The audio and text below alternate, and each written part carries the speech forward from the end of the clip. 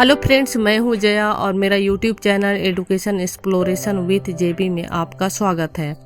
तो आज मैं आप लोगों को बताने जा रही हूं इतिहास की एक कुप्रथा के बारे में। इतिहास में ऐसी कई प्रथाएं दर्ज है जिसके बारे में जानकर किसी को भी यकीन नहीं होता है, लेकिन इन प्रथाओं की सच्चाई से आप मुंह नहीं मोड़ सकते हैं। ऐसे ही एक प्रथा थी मूलक्रम, यानी कि जो महिलाएं अपने स्तन को ढकना चाहती हैं उन्हें टैक्स चुकाना होगा, अन्यथा उन्हें अपना स्तन खुला ही रखना होगा। हालांकि आज तमिलनाडु और केरल जैसे राज्य मूलक्रम के खत्म होने की 200वीं वर्षगांठ मना रही है। यह एक ऐसी प्रथा थी जिसके बारे में सुनकर हर कोई हैरान हो जाता है, लेकिन एक समय में यह हकीकत थी। जी हाँ फ्रेंड्स, इसे ब्रेस्ट टैक्स के नाम से जाना जाता था। वैसे महिलाएं जो अपने स्तन को ढकना चाहती थीं उन्हें टैक्स चुकाना पड़ता था, और जो इस टैक्स को नहीं चुका सकती थीं उन्हें अपना स्तन खुला रखना होता था। इस प्रथा का केरल और तमिलनाडु के कुछ इलाकों में कड़ाई से पालन किया जाता था। श्रावणकोर के शासक अपनी जनता, खासकर दलित महिलाओं को कपड़ा पहनने पर भी पाबंदी लगा दी थी। महिलाओं को अपने स्तन ढकने की आज़ादी नहीं थी, और अगर किसी ने स्तन ढकने की कोशिश की तो उसे टैक्स चुकाना होता था। सुनने में शायद या अटपटा लगे, लेकिन यह हकीकत है। ये सारी बातें इतिहास में दर्ज हैं। वैसे त्रावणकोर के राजा अजीबोगरीब टैक्स लगाने के लिए जाने जाते थे। कभी मूछ रखने पर टैक्स वसूला जाता था तो कभी गहना पहनने पर। आज से करीब 200 साल पहले तक वहाँ पर इस तरह के टैक्स आम था।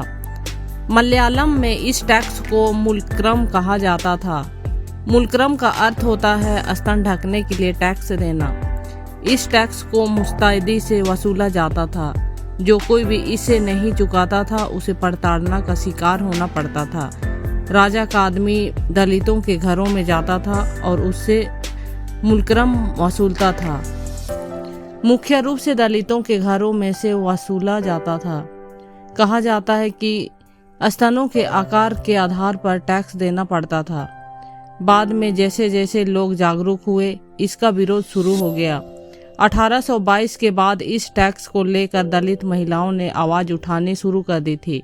उन्होंने अलग अलग जगहों पर इसका विरोध किया था। इतिहास में यह दर्ज है कि 1822 से 23, 1827 से 29 और 1858 से 59 तक अलग अलग इलाकों में विरोध चलता रहा। इन विरोधों में सबसे ज्यादा नंगेली का विरोध प्रसिद्ध था। नंगेली एक दलित महिला थी। कहा जाता है कि राजा के अधिकारी स्तन टैक्स को वसूलने आए थे तो नंगेली ने अपना स्तन काटकर उसके सामने पेश कर दी थी।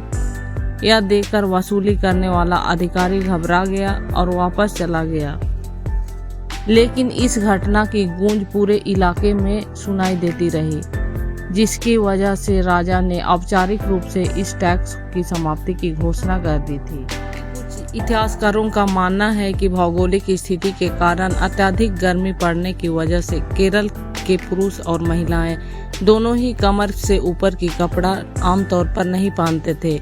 इतिहास में भी कुछ पेंटिंग दर्ज है जो इस तरह का अवधारणा को डच यात्री जोहान न्यूहुप ने एक पेंटिंग बनाया है। यह उस समय की पेंटिंग है जिसमें उन्होंने क्यूलोन की रानी को खुले स्तन में दिखाया है। वैसे आपका क्या कहना है, कमेंट बॉक्स में जरूर बताएं।